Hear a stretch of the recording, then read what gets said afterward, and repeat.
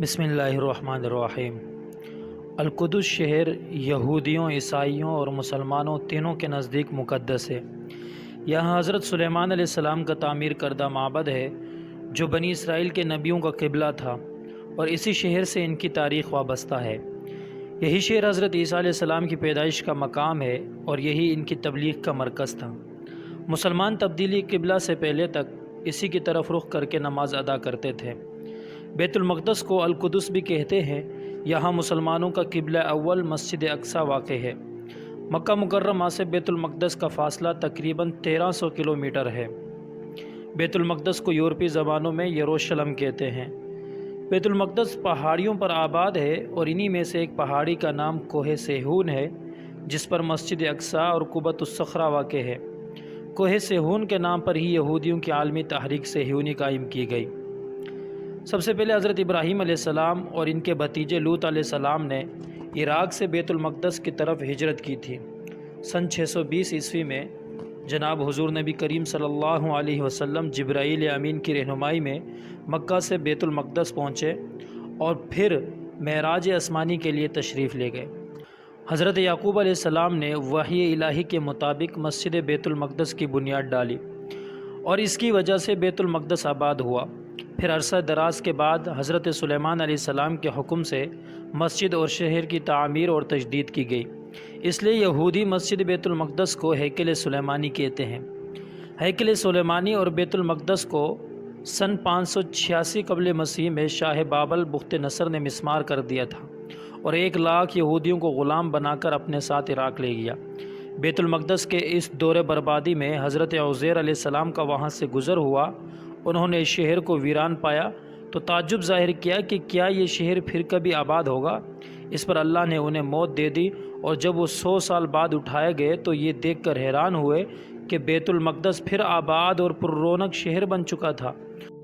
بخت نصر کے بعد 539 قبل مسیح میں شہنشاہ فارس سائرس اعظم نے بابل فتح کر کے بنی اسرائیل کو واپس جانے کی اجازت دے دی۔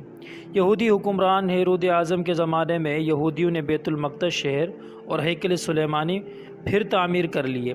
یروشلم پر دوسری تباہی رومیوں کے دور میں نازل ہوئی۔ رومی جرنیل ٹائٹس نے 70 عیسوی میں یروشلم اور ہیکل سلیمانی دونوں مسمار کر دیے۔ 137 قبل مسیح میں رومی شہنشاہ ہیڈرن نے یہودیوں کو بیت المقدس اور فلسطین سے جلا وطن کر دیا۔ 34 صدی عیسوی میں رومیوں نے عیسائیت قبول کر لی اور بیت المقدس میں گرجے تعمیر کیے۔ نبی کریم صلی اللہ علیہ وسلم معراج کو جاتے ہوئے بیت المقدس پہنچے۔ سن 2 ہجری بمطابق 624 عیسوی تک بیت المقدس ہی مسلمانوں کا قبلہ تھا، حتیٰ کہ حکم الہی کے مطابق کعبہ کو قبلہ قرار دیا گیا۔ 17 ہجری یعنی 639 عیسوی میں عہد فاروقی میں عیسائیوں سے ایک معاہدے کے تحت بیت المقدس پر مسلمانوں کا قبضہ ہو گیا۔ خلیفہ عبد الملک کے عہد میں یہاں مسجد اقصیٰ کی تعمیر عمل میں آئی اور صخرہ معراج پر قبۃ الصخرہ بنایا گیا۔ 1099 عیسوی میں پہلی صلیبی جنگ کے موقع پر یورپی صلیبیوں نے بیت المقدس پر قبضہ کر کے 70,000 مسلمانوں کو شہید کر دیا۔ 1187 عیسوی میں سلطان صلاح الدین ایوبی نے بیت المقدس کو عیسائیوں کے قبضے سے چھڑا لیا۔ پہلی جنگ عظیم دسمبر 1917 عیسوی کے دوران انگریزوں نے بیت المقدس اور فلسطین پر قبضہ کر کے یہودیوں کو آباد ہونے کی اجازت دے دی۔ یہود و نصارہ کی سازش کے تحت نومبر 1947 عیسوی میں اقوام متحدہ کی جنرل اسمبلی نے دھاندلی سے کام لیتے ہوئے فلسطین عربوں اور یہودیوں میں تقسیم کر دیا، اور جب 14 مئی 1948 عیسوی کو یہودیوں نے اسرائیل کے قیام کا اعلان کر دیا تو پہلی عرب اسرائیل جنگ چھڑ گئی۔ اس جنگ کے نتیجے میں اسرائیلی فلسطین کے 78% رقبے پر قابض ہو گئے، تاہم مشرقی یروشلم اور غرب اردن کے علاقے اردن کے قبضے میں آ گئے۔ تیسری عرب اسرائیل جنگ جون 1967 عیسوی میں اسرائیلیوں نے بقیہ فلسطین اور بیت المقدس پر بھی تسلط جما لیا۔ یوں مسلمانوں کا قبلہ اول یہودیوں کے قبضے میں ہے۔ یہودیوں کے بقول 70 عیسوی کی تباہی سے ہیکل سلیمانی کی ایک دیوار کا کچھ حصہ بچا ہوا ہے، جہاں 2000 سال سے یہودی زائرین آ کر رویا کرتے تھے، اسی لیے اسے دیوار گریہ کہا جاتا ہے۔ اب یہودی مسجد اقصیٰ کو گرا کر ہیکل تعمیر کرنے کے منصوبے بناتے رہتے ہیں۔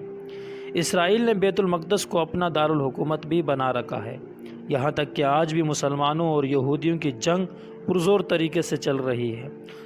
سوچنے کی بات یہ ہے کہ کفار یہود کا کتنا ساتھ دے رہی ہے اور ہم مسلمان اپنے بھائیوں کا کتنا ساتھ دے رہے ہیں۔ اگرچہ ہم ان کے لیے اور کچھ نہیں کر سکتے، لیکن مالی مدد اور اپنی نیک دعاؤں میں انہیں یاد ضرور رکھ سکتے ہیں۔ وما علینا الا البلاغ۔